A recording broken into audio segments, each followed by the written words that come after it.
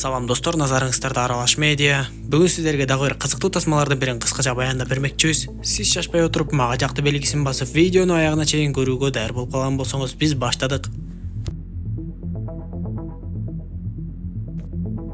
Тасма Лесли аттуу каарманыбыздын кичинекей кезиндеги түшкөн сүрөттөрүнөн башталат. Чоңоюп, мектепти да бүтүп, бир кезде турмушка да чыгып, эл катары эле жашоосун өткөрүп, акыры балалуу да болот. Ошондой күндөрдүн биринде Леслинин бактысына лотереядан көптөгөн суммадагы акчаны утуп алат да сүйүнүчүн койнуна батыра албай: "Мен билетти баламдын туулган күнүнүн сандары менен алганмын. Буюрса эми балам экөөбүздүн жашоо турмушубуз кыйла өзгөрөт. А дегенде эле биз үй сатып алабыз" деп айтып, бул нерсени белгилеп майрамдоо үчүн өзүнүн тааныштарынын баардыгына ошол кафеден ичимдик алып берет. Бирок кызыгы, Леслинин жашоосу жакшы жака өзгөрбөй эле. Арадан 6 жыл убакыт өтүп, биз Леслинин бир бөлмөдө отурганын көрөбүз. Аңгыча болбой эшикти бирөө такылдатып, Леслинин сыртка чыгуусун талап кылат. Көрсө, Лесли Батирдин ижарасынын акыркы айларын бере элек болгондуктан, Батирдин ээси ага эмне кылсаң ошо кыл деп эле буюм тайымдарынын баардыгын алып сыртка чыгарып салат. Лесли кошуналарынан дагы акча сурап көрүп, бирок эч ким бербей койгондуктан, өзүнүн сандыкчасын көтөрүп алып эле барды көздөй жөнөйт. Биз Леслинин барга кирип ичимдик иче баштаганда эле ал алкоголдук ичимдиктерге берилип аракетчи болуп калганын билебиз. Жаан жаап жатканда бир жерде отуруп корголоп, баласынын жазган катын эстеп, балама барсамбы деп ойлоно баштайт. Ошентип кийинки көрүнүштө анын дээрлик чоң жигит болуп калган баласы Джеймс автобекеттен апасын тосуп алат да Батирине алып келет. Батир 2 бөлмөлүү болуп, бирок бирөөсүндө Джеймстин досу Дарен жашайт экен. Джеймс тамак алып келмекчи болуп сыртка чыгып кеткенде, Лесли үйдү айланып бир саамга карап, башына ар кандай нерселер келе баштайт. Көрсө, Лесли убагында өтө көп суммадагы акчага кутуруп кеткенби айтор, наркотикалык зат жана ичимдиктерге берилип, бир кезде баласын дагы таштап кеткен болот. Бирок Джеймс ал үчүн апасына таарынбай, ага кийимдерди сатып берип болушунча карай баштайт. Анан да ал бул жөнүндө чоң апасына айтып коюуну чечип, ага телефон чалып, "Апам мага келди" деп чоң апасына түшүндүрөт. Бул кезде Леслинин баягы миллиондогон акчасынан бир да тыйын акчасы калбай калган эле. Джеймс апасына "Балким чоң апамдарга жана туугандарга барып келебиз" деп айтса, Лесли ага болбой туугандардын эч кимиси менен көрүшкүсү келбейт. Кечинде болсо Джеймс Леслиге "Сен мени менен канча кааласаң ошончо жашай бер, бирок ичкилик ичпе" деп түшүндүрөт. Албетте, Лесли "Мен ичимдик ичпей калгам" деп ар нерсе айтканы менен, эртең менен Джеймс жумушка кетери менен эле Джеймстин жана Дарендин бөлмөлөрүн аңтарып акча издей баштайт. Кийимдердин арасынан акчаны таап алат да бир күн ичинде эле чыдабай кеткен байтор дүкөнгө жетип барып ичимдикти алып ошол жерден эле иче баштайт. Бирок ал күнү ал ичкенин баласына билдирбей, эртеси эртең менен туруп кайра эле үйдөн акча издей баштады. Ошол күнү жумуштан эрте эле кайткан Джеймс үйгө келип, бирок үйдөн апасын таппай, апасы жаткан керебетти көтөрүп көрсө, ал жерде ичимдиктин идиштери жаткан болот. Анда Джеймс дароо эле музыка чыгып жаткан башка бир кошуналарынын үйүн такылдатып, "Апамды көргөн жоксуңарбы" деп сурап, андан ары көчөгө чыгып издей баштайт. Бирок көчөдөн такыр эле таба албай коюп, кайра бир кезде үйүнө келсе, Лесли эч нерсе болбогондой үйдө отурган болот. Лесли баласына "Мен көчөгө чыгып жумуш издеп келдим" деп айтып, бирок Джеймс апасынын мындай сөздөрүнө такыр эле ишенбейт.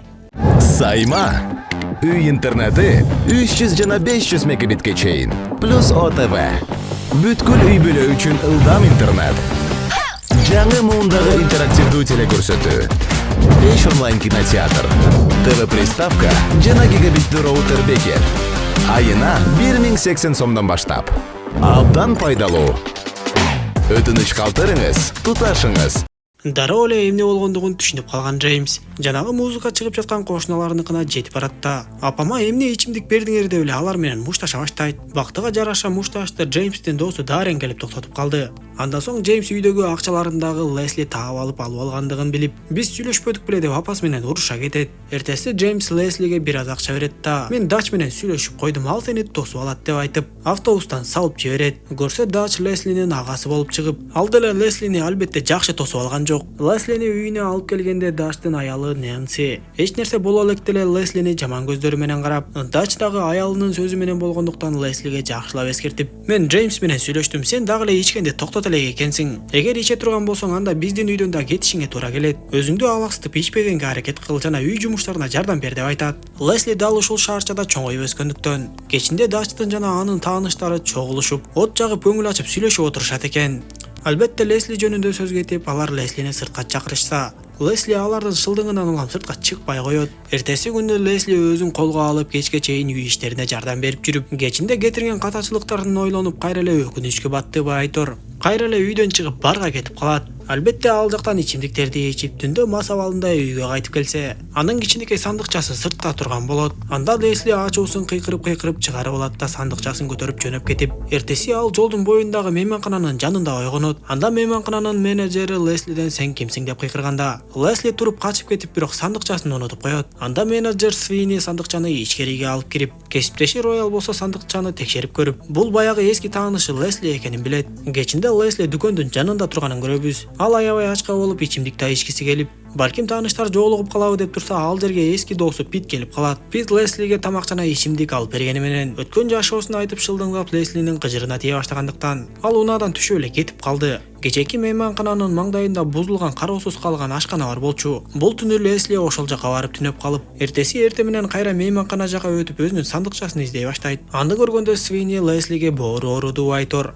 Эгер сага жумуш керек болсо, бизде тазалык кызматкери болуп иште. Сага жатканга өзүнчө бөлмөдө дайындап беребиз деп айтса, Лесли албетте мындай мүмкүнчүлүктү колдон чыгарбай дароо макул болот. Свининин мындай чечими кесиптеши Роялга жакпай. Бирок Свини чечимди чыгарып койгон эле. Андан кийин Свини Леслиге бөлмөлөрдү кантип жыйнап, кантип тазалыкты сактай тургандыгын түшүндүрүп берип, Леслиге аванс катары $50 берет. Бирок Лесли $50 бардыгына ичимдик ичип салбайын деп, Свиниден $10 гана алат. Эртеси күнү уктап калган Лесли жумуш убактысынан кечигип жумушка чыгып, Свини түшүндүрүп бергендей өз кызматын аткара баштайт. Мейманкананын бөлмөлөрүн тазалап жатып, ал эски таанышы Роялдан "Сен менин кичинекей сандыкчамды көргөн жоксуңбу?" деп сураса, Роял аны менен сүйлөшкүсү келбей коет. Бирок канткен менен деле Лесли билдирбестен ичимдиктерди алып жумуш учурунда эле ичип жатты. Аны Свини да байкап калып, бирок билмексен болуп, кечинде Леслиге жумушта кайсыл нерселерди туура эмес кылып жаткандыгын түшүндүрүп берет. Ал күнү болсо Лесли Свиниден аванс катары $20 алып алат. Ошентип бул күнү кечинде Лесли кайра эле барга кетип калып, бардан ичимдик ичип жатып, ал жактан Нэнсини жолуктуруп калат. Эрте менен уктап калган Лесли кайра эле жумушка кечигип чыгып, аны көргөн Свини Леслиге эч нерсе деп сүйлөбөсө дагы, өз ичинен Леслиге нааразы боло баштайт. Өз күнөөсүн жуу үчүн ал күнү кечке чейин Лесли ишти кындыксыз аткарып, кечинде кайра эле барга барып бир аз ичимдик ичип, өткөн күндөрүн эстеп кайра эле кайгырып отурганын көрөбүз. Түндө мас абалында кайра мейманкананы көздөй кетип бара жаткан Лесли качандыр бир кездерде өзүнүн менчиги болгон үйдү көрөт да, ал жакты ачып кирип эле үйдүн жаңы ээлерине "Бул жакта мурун мен жашачумун" деп ар нерселерди сүйлөй баштайт. Үйдүн ээси болсо Свиниге телефон чалып, Свини келип Леслини мейманканага алып кетти. Свини өз бөлмөсүнө кирип кеткенде Лесли дагы өз бөлмөсүнө кирейин деп жатып, калганын түбүндөгү баягы сандыкчасын көрөт. Сыягы Свини дагы мени бул жумуштан кетиргени калган окшойт деп ойлоп, сандыктын ичиндеги өзүнүн жана баласынын сүрөттөрүн бир саамга карап, андан соң дааратканага кирип куса баштайт. Эрте менен Свини Леслинин бөлмөсүн такылдатып, аны жумуштан айдайын деп жатса, ал бөлмөсүндө жок болуп чыгат. Көрсө Лесли бүгүн жумушка өз убагында чыгып бөлмөлөрдү тазалап жүргөн болуп, Свини аны өзүнө сүйлөшүүгө чакырганда, Лесли Свиниден кечирим сурап, бул жерде иштегенге дагы бир жолу мүмкүнчүлүк берүүсүн суранат. Анда ак көңүл Свини макул болуп, Лесли иштөөсүн улантып, ал күнү да иштин баарын кынтыксыз аткарганга аракет кылды. Кечинде Свини менен Лесли чогуу тамактанышып, Лесли көп убакыттан бери биринчи жолу соо тамактанып жаткан болчу. Андан кийин Лесли өз бөлмөсүнө кирип жатып, бирок кайра эле ичкиси келип сыртка чыгып жөнөйт.